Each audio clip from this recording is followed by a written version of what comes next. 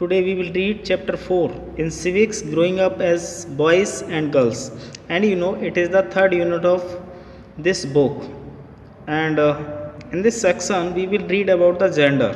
And the masculine gender and the feminine gender, and boys is also included in the masculine and girls is also included in the feminine gender. Basically we are talking about the genders. And gender is a very important term that you may often have heard, and it is a term however that is not easily understood. It tends to remain distant from our lives and restricted to discussion during training programs. Okay, and now we will study this chapter. And now start. Being a boy or girl is an important part of one's identity. The society we grow up in teaches us what kind of behavior is acceptable for girls and boys, what boys and girls can or cannot do. We often grow up thinking that these things are exactly the same everywhere. What do all societies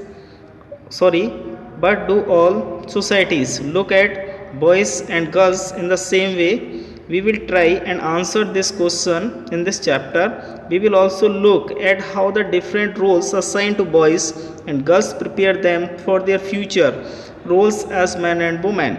We will learn that most societies value men and women differently.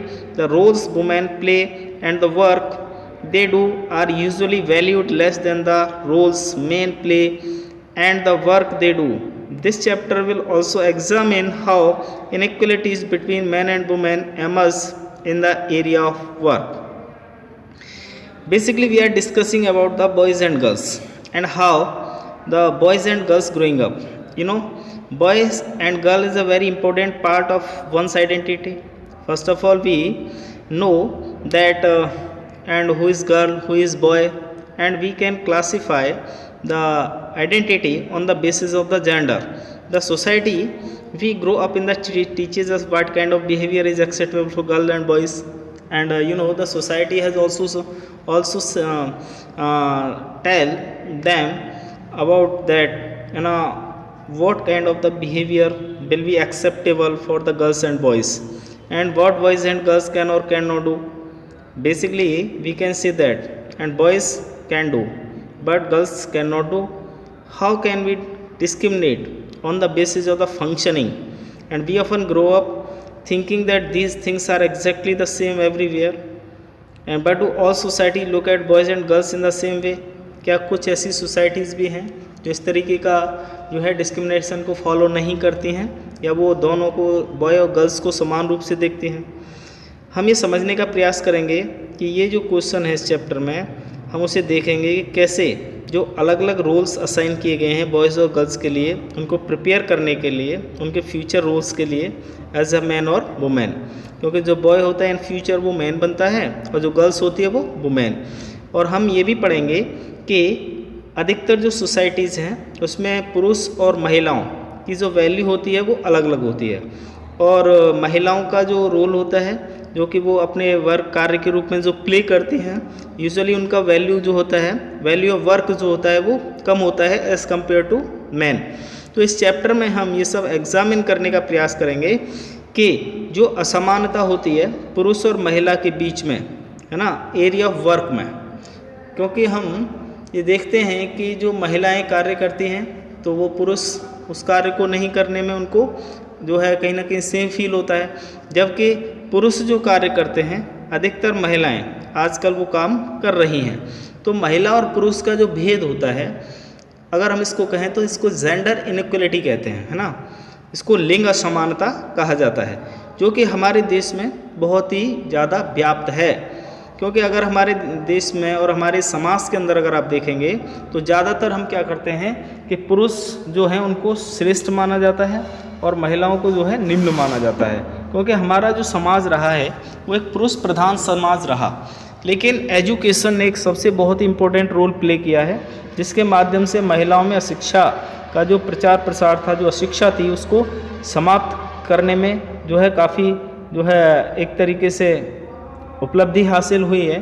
बहुत सारे ऐसे incidents मिलते हैं जब हम अपने प्राचीन इतिहास के बारे में पढ़ते हैं या हम अपने मेडीवल हिस्ट्री के बारे में पढ़ते हैं या मॉडर्न हिस्ट्री में, क्योंकि मॉडर्न इंडिया के अंदर काफ़ी जो है रिफॉर्म्स हुए महिलाओं के लिए, जिससे महिलाओं का सशक्तिकरण हुआ, वुमेन एम्पावरमेंट हुआ है।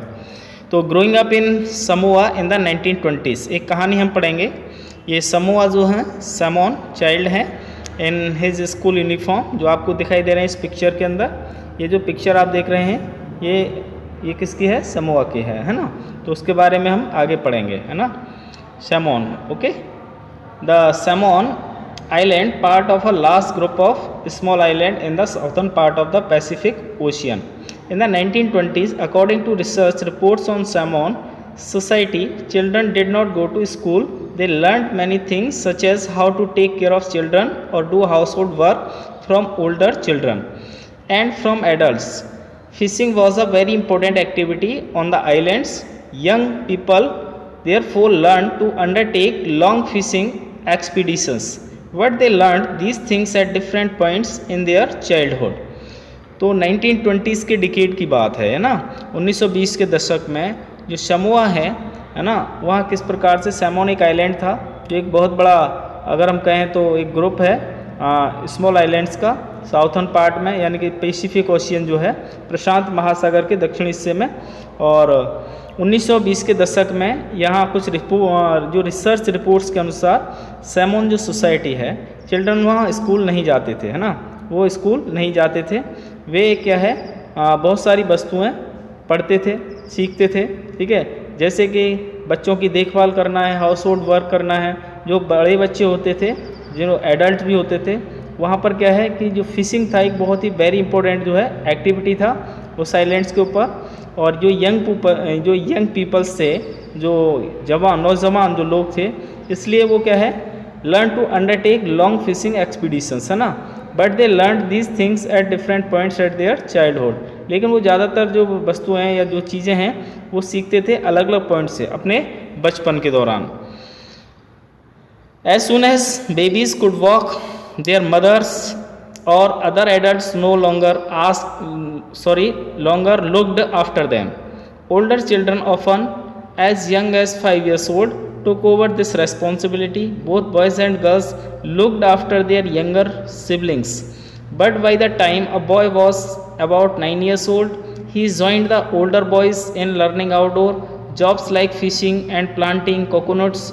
Girls had to continue looking after small children or do errands for adults till they were teenagers. But once they became teenagers, they had much more freedom after the age of 14 or so.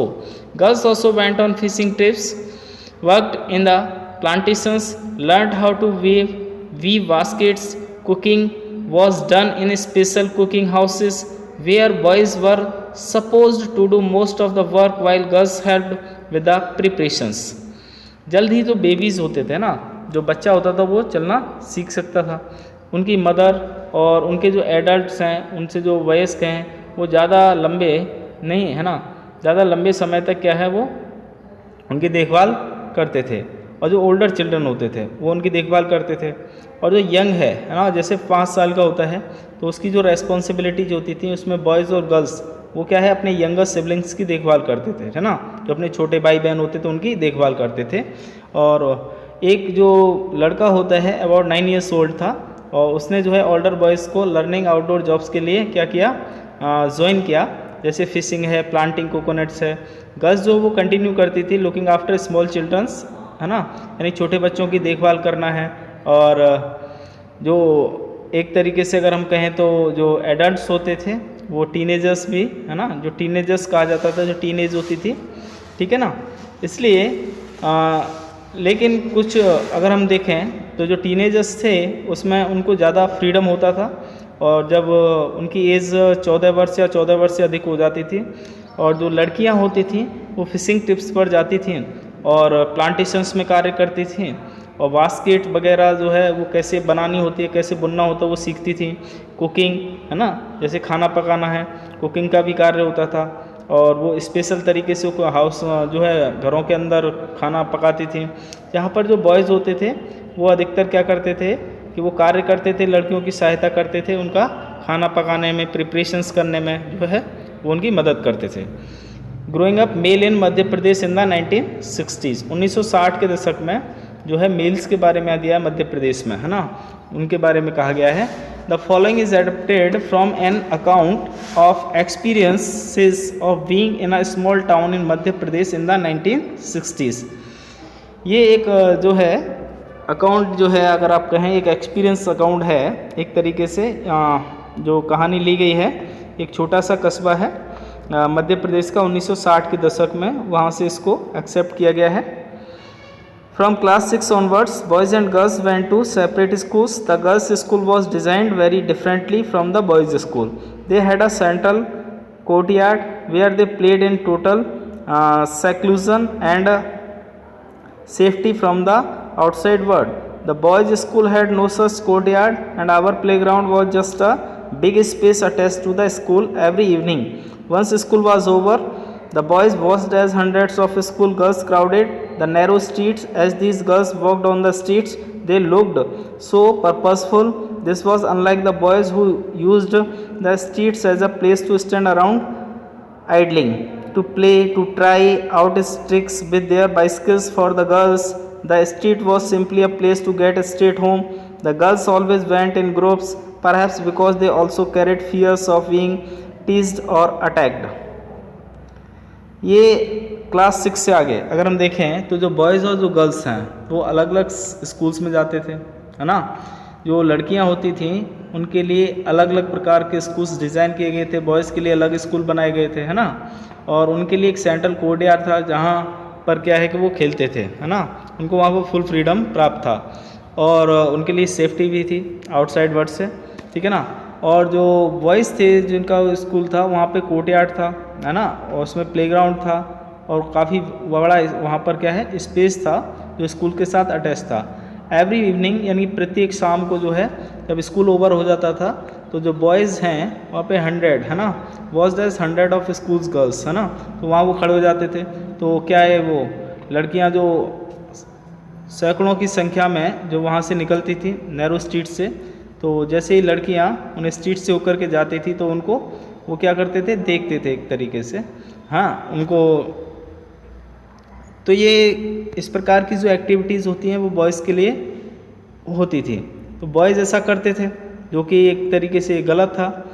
तो girls की safety के लिए, है ना, girls को किस प्रकार से सेफ किया जाए, ठीक है ना, तो वहाँ पर ऐसी कोई सेफ्टी का नहीं था, है ना, क्योंकि लड़कियाँ ज़्यादातर कैसे चलती थी, वो ग्रुप्स में चलती हैं। आज भी अगर आप देखेंगे किसी भी गर्ल्स स्कूल की जब छुट्टी होती है तो लड़कियाँ जब निकलती हैं तो हमेशा ग्रुप में चलती हैं। बॉयज़ कभी ग्रुप में नहीं चलते हैं, बॉयज़ क्या चलते हैं वो सेपरेट चलते हैं, जबकि लड़कियाँ कैसी होती हैं वो ग्रुप्स में चलती हैं, क्योंकि उनको कहीं ना कहीं सेफ्टी का खतरा रहता था। क्योंकि अगर वो सिंगल जाएंगे तो उनको जो है असुरक्षा फील होती थी, उन पर आक्रमण भी हो सकता है, कोई अटैक कर सकता है, इस प्रकार का एक फियर उनके अंदर रहता था। After reading the 2 examples above, we realize that there are many different ways of growing up. Often we think that there is only one way in which children grow up. This is because we are most familiar with our own experiences. If we talk to elders in our family, we will see that their childhoods were probably very different from ours. तो हमने 2 उदाहरण ऊपर पढ़े हैं, दोनों ही उदाहरणों से अगर हम देखें तो हमें एक बात समझ में आती है कि कहीं ना कहीं हमारे समाज के अंदर जो गर्ल्स होती हैं उनके लिए एक सुरक्षा का माहौल होता है। आज भी हमारे देश में बहुत सारी ऐसी घटनाएं होती हैं लड़कियों के साथ, जिससे एक सुरक्षा का माहौल बनता है, लोगों के अंदर एक सुरक्षा का भाव पैदा होता है। तो हमारे समाज के अंदर महिलाओं को एक पूर्ण रूप से सुरक्षा प्राप्त हो, पूर्ण रूप से अगर उनको शिक्षा देना है, उनको शिक्षित करना है, तो उनके लिए सुरक्षा सबसे पहले आवश्यक होती है। इसलिए अब अगर आप देखें तो बहुत सारे स्कूल्स कैसे होते हैं, को एजुकेशन भी होते हैं जहाँ पे गर्ल्स और बॉयज़ साथ साथ पढ़ते हैं। कुछ ऐसे स्कूल्स होते हैं जो सेपरेट स्कूल्स भी होते हैं, तो जिससे कि एक जेंडर इक्वलिटी आए, है ना, दोनों के बीच में एक लिंग समानता का भाव जो है वो बने, इस प्रकार का जो एक व्यवस्था डेवलप हो, जिससे कि महिलाएँ जो हैं वो भी क्या हों, शिक्षित हों। तो हमने जो 2 उदाहरण पढ़े हैं उनमें हमें अलग अलग वेज, अलग अलग तरीके दिखते हैं जहाँ पर बॉयज़ और गर्ल्स का क्या हो रहा है, ग्रोइंग अप हो रहा है ना। और ये क्योंकि बहुत ज़्यादा वो फैमिलियर होते हैं। अगर हमें कोई एक ऐसा अनुभव होता है, कोई भी एक ऐसा एक्सपीरियंस मिलता है जहाँ पर हम अपने एल्डर्स जो हैं हमारे फैमिली में उनसे बातचीत कर सकते हैं और हम देखेंगे कि हमारा जो बचपन रहा है वो कैसे अलग रहा है औरों से, है ना, औरों से क्या डिफरेंट रहा है। क्योंकि अगर हम एक सुरक्षा के माहौल में रहे हैं या हमारे लिए एक प्रॉपर जो है प्रोटेक्शन मिला है, क्योंकि बॉयज़ के लिए इतना प्रॉब्लम्स क्रिएट नहीं होता है, लेकिन गर्ल्स के साथ बहुत अधिक जो है ना ऐसे इंसिडेंट होते हैं जहाँ पर उनको एक असुरक्षा का माहौल पैदा होता है। तो आज के इस युग में, आज के समय में सबसे ज़्यादा आवश्यकता है कि हम गर्ल्स को एक प्रॉपर सेफ्टी जो है कवर दे सकें, महिलाओं की सुरक्षा की बात हो, महिलाओं को प्रॉपर सेफ्टी मिले। ऐसे बहुत सारे इंसिडेंट आप देखें, दिल्ली में 2016 में एक इंसिडेंट हुआ था जिसमें एक लड़की के साथ जो है एक ऐसा इंसिडेंट हुआ जिसकी जान भी चली गई थी, और उसके लिए फिर काफ़ी विरोध हुआ पूरे देश के अंदर। और फिर बाद में हमारा एक जो पहले से जो कानून था, जो इम्प्लीमेंटेड लॉ था, उसके अंदर भी काफ़ी संशोधन किए गए और दोबारा से उस कानून को और ज़्यादा स्ट्रॉन्ग किया गया। तो ऐसे कई बहुत सारे ऐसे जो देखें हम तो समाज में ऐसे इंसिडेंट होते हैं, महिलाओं के साथ होते हैं, लड़कियों के साथ होते हैं, स्कूल्स में अगर हम देखें या स्कूल्स के बाहर जब कभी स्कूल महिलाएं लड़कियां आती हैं जाती हैं कॉलेज में, तो बहुत सारे ऐसे इंसिडेंट होते हैं जो इनसे हमें ये ज्ञात होता है, ऐसा पता चलता है कि जो है महिलाओं के लिए एक असुरक्षा का माहौल है, ठीक है ना। तो हमें ये रियलाइज़ भी करना है। We also realise that societies make clear distinctions between boys and girls. This begins from a very young age. We are, for example, given different toys to play with. Boys are usually given cars to play with and girls dolls. Both toys can be a lot of fun to play with. Why are girls then given dolls and boys cars? Toys become a way of telling children that they will have different futures when they become man and woman. If we think about it, this difference is created in the smallest and most everyday things: how girls must dress, what games boys should play, how girls need to talk softly, boys need to be tough. All these are ways of telling children that they have specific roles to play when they grow up to be man and woman. Later in life, this affect the subjects we can study or the careers we can choose. तो अब हमें ये realise करना है कि हमारा जो समाज है उससे बिल्कुल साफ़ है, क्योंकि हमारे समाज में जो लड़के होते हैं, जो लड़कियां होते हैं, उनके बीच में एक जो है डिस्टिंक्शन होता है, एक भेदभाव भी होता है, एक डिस्क्रिमिनेशन भी होता है। ये शुरुआत होती है काफ़ी यंग एज में ही शुरुआत हो जाती है। उदाहरण के लिए आपने देखा होगा कि अलग अलग प्रकार के जो टॉयज़ होते हैं खेलने के, तो जो बॉयज़ होते हैं उनके लिए कार्स दिया जाता है और जो लड़कियां होती हैं उनके लिए डॉल दिया जाता है। ऐसा क्यों होता है? क्योंकि टॉयज़ तो जो होता है वो सबके लिए क्या होता है, खेलने का एक मनोरंजन का एक माध्यम होता है, चाहे वो छोटा बच्चा होता है, चाहे वो लड़की है लड़का है। लेकिन हम लड़की को ज़्यादातर क्या देंगे, डॉल देंगे, और जो लड़का होगा उसके लिए हम क्या देंगे, कार देंगे। ऐसा क्यों करते हैं? इसका कारण क्या है?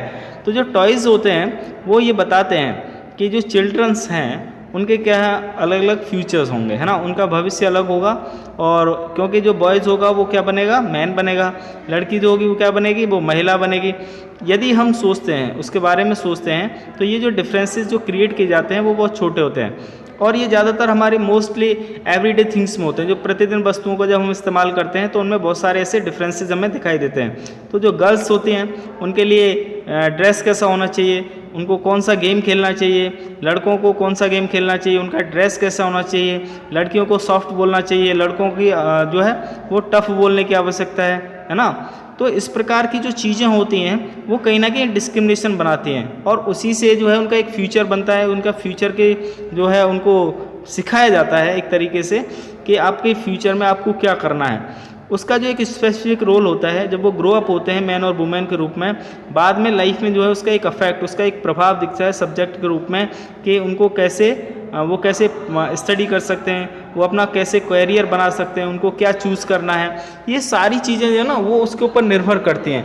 कि हम जैसे कहते हैं कि लड़कियां ज़्यादातर टीचर्स होती हैं, है ना, या जो हाउस वाइफ होती हैं वो सिर्फ वही काम कर सकती हैं, ठीक है। लेकिन जैसे बॉयज़ होते हैं वो और बाकी सारे काम बॉयज़ के लिए, ऐसा नहीं है। अभी अगर हम देखें तो हमारे यहाँ देश में, हमारे समाज के अंदर एक जेंडर इक्वलिटी जो है उसको काफ़ी जो है एक तरीके से प्रमोट किया गया है, और उससे फ़ायदा ये हुआ है कि हमारे समाज में ज़्यादातर जो महिलाएं हैं वह हर क्षेत्र में, हर सेक्टर में अगर आप देखेंगे तो महिलाओं का जो है सशक्तिकरण हुआ है। महिलाएं एजुकेशन में हैं, महिलाएं पॉलिटिक्स में हैं, महिलाएं स्पोर्ट्स में हैं, महिलाएं जो हैं डिफेंस में हैं। एवरी सेक्टर, सब जगह अगर आपको महिलाओं का जो है एक एम्पावरमेंट हुआ है, और महिलाएं जो है वो वो आगे बढ़े हैं। तो वो आगे बढ़ने का जो एक माध्यम रहा है वो एजुकेशन रहा है। जब वो एक बेहतर एजुकेशन प्राप्त करती हैं और अच्छी एजुकेशन अगर उनको मिलती है तो वो आगे चल करके वो एक अच्छे फील्ड में जा करके अपना एक अच्छा फ्यूचर बना सकती हैं। In most societies, including our own, the roles men and women play or the work they do are not valued equally. Men and women do not have the same status. Let us look at how the difference exists in the work done by men and women. अधिकतर समाज में क्या होता है, including हमारा भी समाज है, उसमें हमारा भी समाज इंक्लूडेड है। तो इसमें पुरुष और जो महिलाएं होती हैं उनके जो रोल है, उसकी जो भूमिका है ना, उसको क्या वर्क करना है और उसके लिए उनका जो वैल्यू होता है वो जो है समान नहीं है। पुरुष और महिलाएं है ना, उनका सेम स्टेटस नहीं होता है। जैसे अगर हम देखें तो अलग डिफरेंसेस एग्जिस्ट करते हैं। जो कार्य उनके द्वारा किया गया है पुरुष और महिलाओं के द्वारा है ना, जो भी कोई कार्य होता है उसके आधार पर उनको जो है वो एग्जिस्ट करते हैं। तो यहाँ पर उस महिला और पुरुषों के डिस्क्रिमिनेशन से रिलेटेड एक कहानी है, इसको आप स्टडी कर लेंगे तो आपको काफ़ी जो है एक अनुभव भी मिलेगा और इससे आपको एक ज्ञात भी होगा कि किस प्रकार से जो है एक जेंडर डिस्क्रिमिनेशन होता है सोसाइटी के अंदर।